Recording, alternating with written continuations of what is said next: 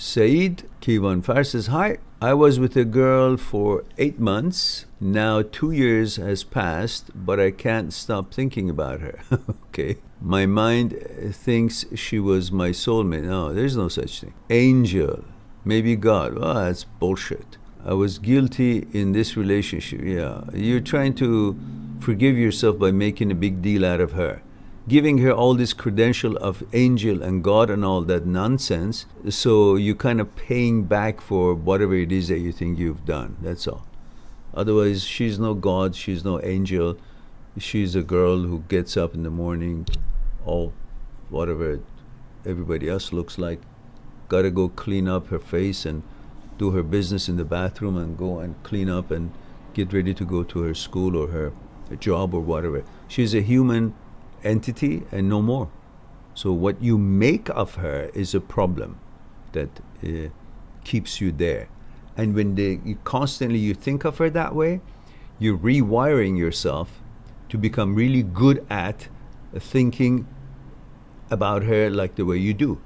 And it's a perpetual thing. You constantly encourage yourself, reinforce it, and make it all to become really good at thinking of her. So every day you're thinking about it, it's going to be difficult to forget her because you're constantly trying to do whatever you can to keep remembering her and encouraging that.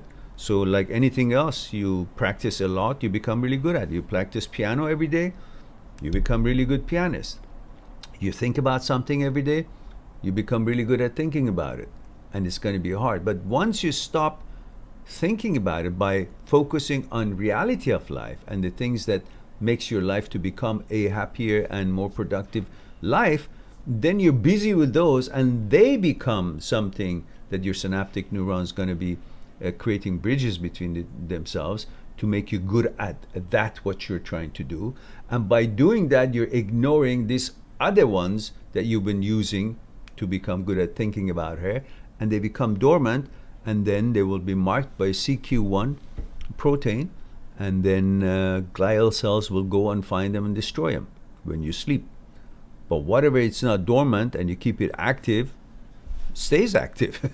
But when you don't, it goes dormant, it becomes destroyed, and you have less and less of it, and you move on. So it is you who's keeping it up. It's not supernatural, Like play soccer every day, you become good at it.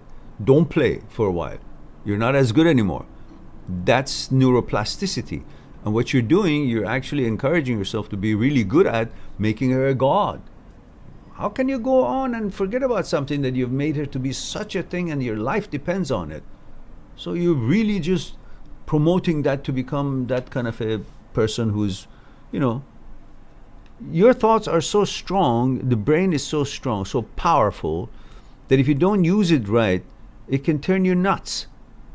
Because you start believing the bullshit that you actually create, or the bullshit that you have nothing in its creation, but it pops up and creates, like intrusive thoughts, and you keep thinking about it, that you become really good at it, and it becomes a really nuisance and a painful process, because you start believing your garbage thoughts, and you don't notice that the brain is a thought manufacturing entity, but none of its products has any use or meaning to you. They're irrelevant. 80, 90,000 a day. It is just produced for you to select, not to believe and follow, and as if it has a mandate or a message to. This is what it does. It creates thoughts. That's what it does. You guys think it's something horrible. That's what its job is. So to give you an opportunity to pick if it's useful. But when it's not useful, you got to let it go and recognize and acknowledge that it's irrelevant and useless and move on with your business. Not everything that is show up in your brain, you're supposed to be treating it or paying attention to it. It's just like a store. All kind of shit and garbage is there. You pass by, you see something you need, you take it. You see something you don't need, you just say this is garbage, you move on. And most of them are.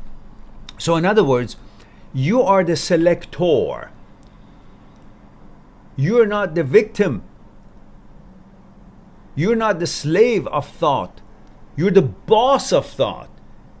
You're the owner of the factory that makes thoughts. But you're the owner, you're the quality control, you're the engineer, you're the one who says, that thought, bullshit, gone.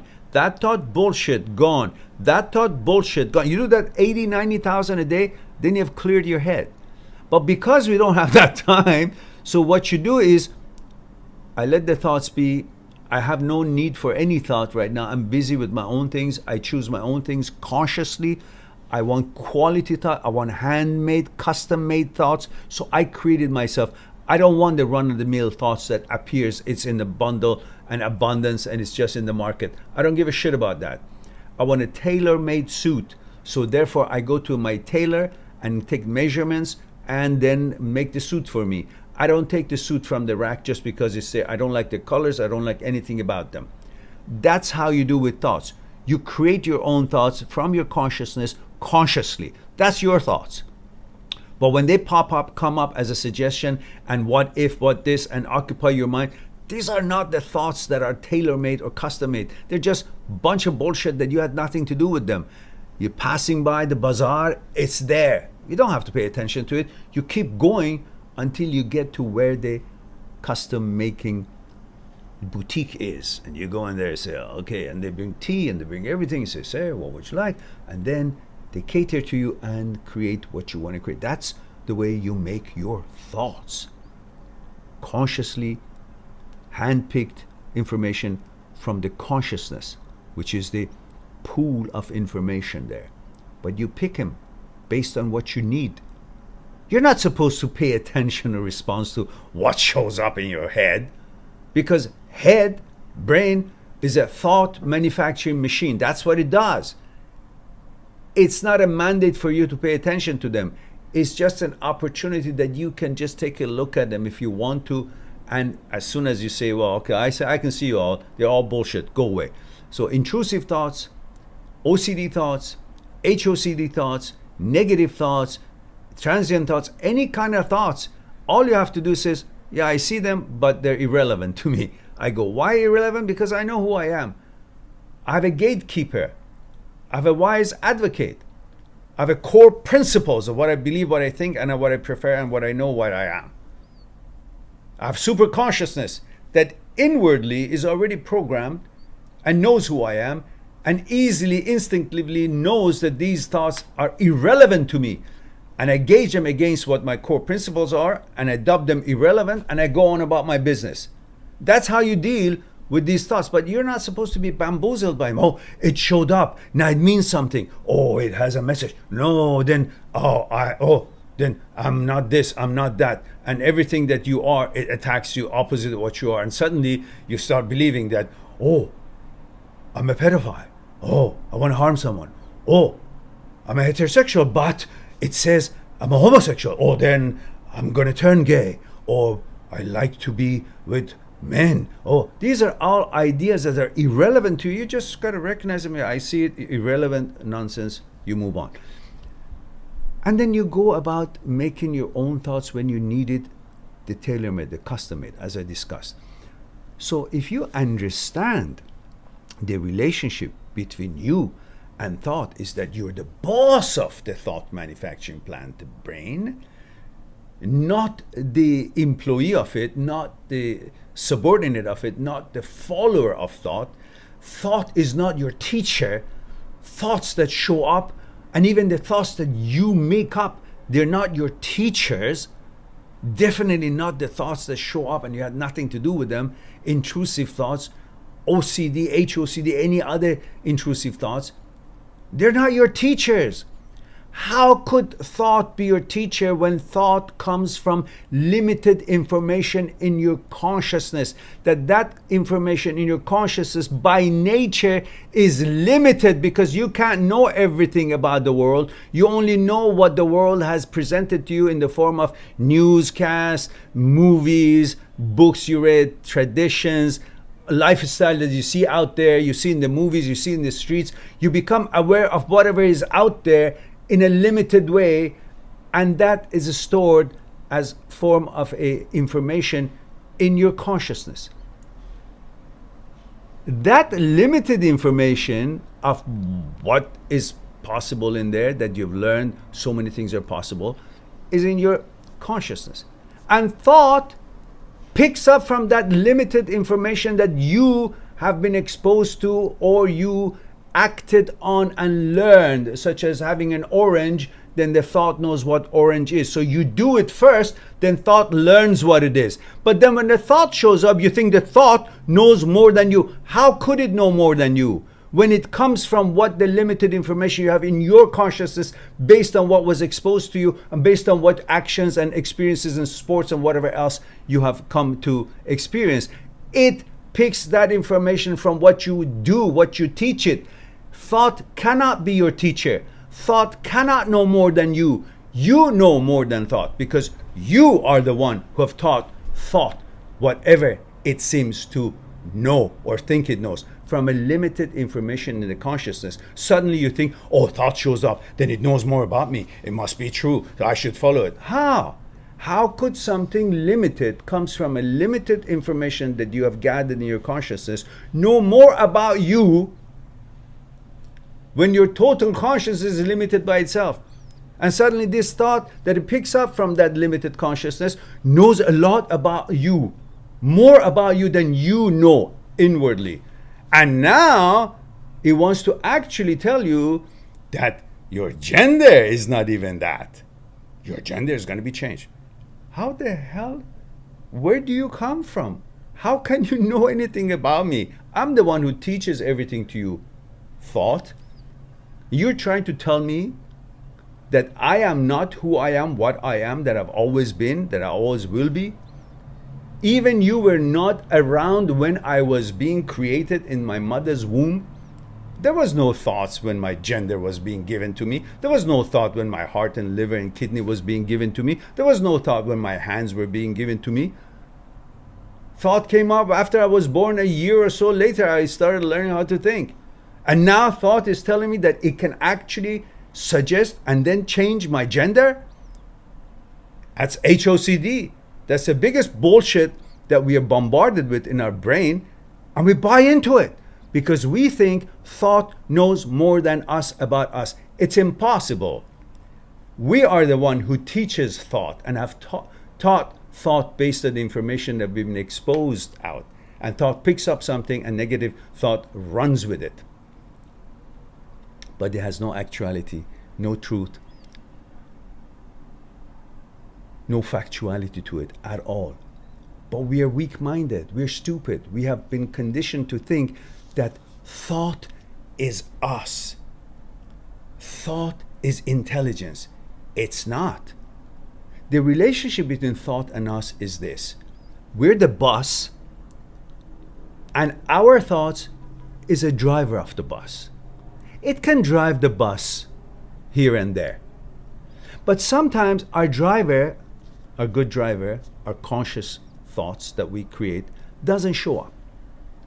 I don't know, it's got family problems, whatever, it doesn't show up. Some drunken asshole shows up and starts taking that shift and drives the bus. And because it's crazy and drunk, it's crazy. It takes the bus into the front of the ocean and says, now this bus is going to be a boat. How? You can just drive the bus. You can't change the bus to boat. Then it's like saying the bus driver, the crazy bus driver, is now taking it to the jungle and says, this bus is now a Jeep. It's not. You can just drive it. Just because you drive it to the ocean, it doesn't become a boat. Just because you drive it to the jungle, it doesn't become a Jeep. It doesn't become a tank if you take it to desert. Just because you take it to the airport, this bus doesn't become an aircraft. This is the relationship between intrusive thoughts and you are. It takes over the driving of the bus for a bit until you become alert and the real bus driver wakes up. It was taking a nap, wakes up and kicks this guy out of the door and starts driving the bus properly. So intrusive thoughts are just like a bad bus driver. They cannot change the bus from what it is to another vehicle. They cannot turn it to motorcycle. They cannot turn it to a ship. They cannot turn it to an aircraft. They cannot turn it into a Jeep. They cannot turn it to anything. They can drive it here and there to garbage and places that you don't want to go. But you don't have to get off there. You just get the real bus driver, wake up, and kick that driver out, leave it there, and you take the bus to where you want it to go. If you understand this, you understand that intrusive thoughts are like a bad bus driver that is taking over the bus when the good bus driver, your conscious thinking maker, takes a nap. Just wake him up, don't let him have too much naps, and then you realize that this bus driver has no control, has no power. It can just drive the bus, but it cannot change the bus. So when it comes and tells you that you're heterosexual, but I think you're going to be gay, or you like to kiss another guy, or you like to, be homosexual, it can say that, but you don't have to get off there.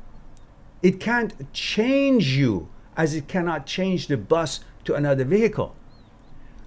Thought bamboozles you because you have learned and been conditioned to think thought is intelligence and thought is you. You're not following thought. Thought is following you. You're not thought. Thought is not you. You're not the brain. Brain is not you. You cannot think changing your heart to liver. You can't change your liver to kidney just because you suggested it. You cannot think and grow another arm. You cannot think to take your arm away. And you cannot be suggested by intrusive thought that you're going to be gay. And you know that you're not because you're heterosexual. You always lived as a heterosexual. When you have been given your gender in your mom's womb, that's for life. Whatever your gender is, gay, heterosexual, whatever your gender is, that's how it's going to be. That's not going to change, but because a thought showed up. Thought has no such powers whatsoever. It can never happen. So rest assured and relax. Thought is an apparatus, is a tool. Brain is a thought manufacturing plant, and you are the boss of this plant. You can ignore and you can diss and you can call it irrelevant when it is irrelevant, and you move on without paying attention to thought. That's the relationship between you and thought. Otherwise, thought is not you. You're not thought. So move on, strong, and live your life, and don't be bamboozled by bullshits. All right.